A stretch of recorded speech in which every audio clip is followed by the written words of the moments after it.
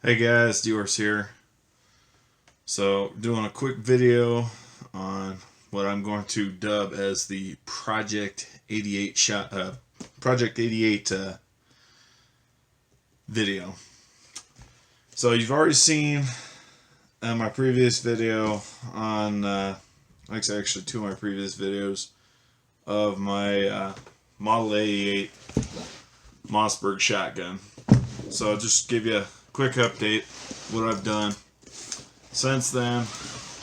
When I first installed the top folding buttstock, like I said, you've already seen it. I've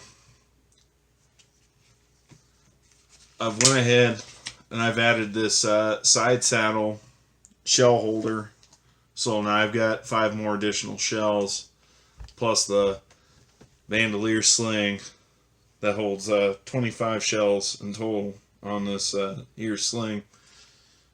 I've also went ahead and installed a tactical mount for a flashlight. Right now, I've got on here is a just a simple mag light, LED light. It's got got some crap on there. Got 3 different modes here. We've got ultra bright. Hang on. And then kind of a dimmer mode, and kind of hard to get it on strobe. There we go. And then I got this flashing strobe on here. And I went ahead and sanded down what would be the top side of this buttstock, but when top side of the stock, but when it's folded down, it's the bottom side. I sanded this down. Hopefully, it'll mitigate me having issues where I'd cut my hand when shooting like heavier recoil loads on here, like 3-inch Magnum loads. Hopefully, hopefully I won't have that issue anymore. I mean, I sanded it down pretty far, and I rounded this off as best as I really could. I might have to go back and sand it down some more, but I think that should hopefully do. I went over it with some, I want to say some 40 grit sandpaper to start out to kind of shape the edges, and I went back over with some finer grit. I think it was like, I want to say either 150 or 200 grit paper, and just sanded it. It's not great. As you can see, there's the sand marks are pretty evident on the sides, but hopefully it should work. Because I tried bulking it up with tape, but the tape wasn't cutting it. It just wasn't holding it. Like I said, it wasn't keeping me from getting cut. Like I said, still having issues. The top of this folding stock does not want to fold flush against the top of the barrel. Now, I know I've had people bring up in the comments, well, you don't want to sit flush against the top of the barrel because the recoil of the gun will cause it to scratch the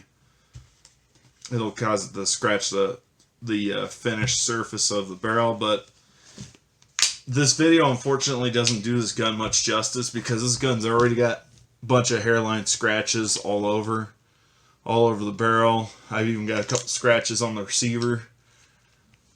I don't know if it's picking it up, but even on top of the receiver I got little scratches. So not really worried about that. And to further reinforce, this is a super stiff piece of furniture. You'd be really hell-bent to try to get it to bend or twist or flex. It doesn't move, it doesn't shift. It's solid. So gotta say that's a pretty decent polymer. Yeah, that's about it. Right now, legally speaking, this gun is not loaded. The magazine is loaded, but there isn't a round chambered. So, empty chamber. All the shells I got on here, even the ones I've got loaded into the magazine, these are all custom reloads. I have to emphasize, I make custom, basically these are 2 1/4 inch shells. They're 2 inches tall when they're unfired, and they're 2¼ inches when they are fired. So yeah, these are 2¼ inch shells. Like I said, I make my own. These are 9-piece double-aught buck. The whole purpose of making these as short as possible, so that way I can fit 6 shells inside this tube mag, because this is actually a 5-round tube mag. So I can fit 6 of these. Actually, because these are short enough, I can actually fit 5 of these plus 1 regular 2¾ inch shell in the tube mag. So let me get that back on the bandolier. And then these red ones right here, these are 12-piece double-aught buck custom load. Make those myself. And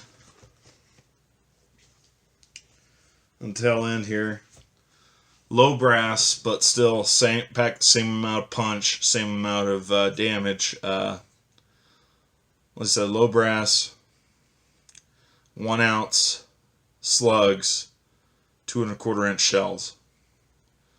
So same principle. Can load more shells in this gun. I find that 2 inch is actually the, or I should say 2 inches, say 2¼ inch is the minimum operational shell for this gun. Actually, pretty much for all my shotguns, because if I go any shorter, I have a tendency of these shells. These are not loading properly.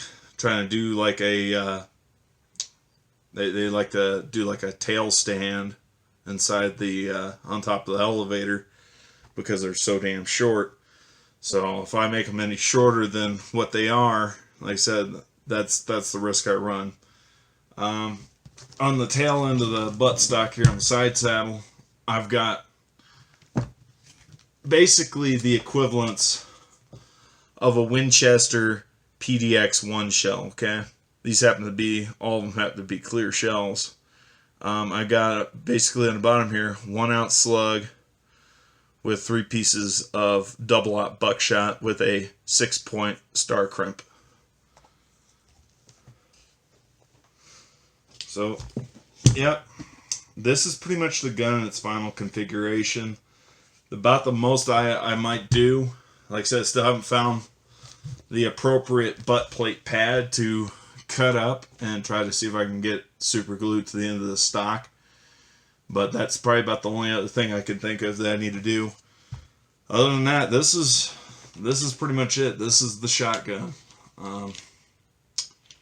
This is pretty much the configuration I want for when I'm going over the road truck driving. Like I said, that might be, actually that might be coming up sooner than later. I don't know. I have taken this weapon on a few jobs before where I'm going to be out of town, staying at a hotel. Like I said, I've had to take this gun a couple times. My employer don't know about it, and they don't need to know about it. But if I'm ever driving over the road, it'll be that gun plus the 357. Those will be the 2 guns I take with me if I ever go over the road. That's like I said, probably changing jobs here shortly. Anyhow, well, that's all I have to say. I'm Diorce, and I'm out. You guys have yourselves a good one. Bye-bye.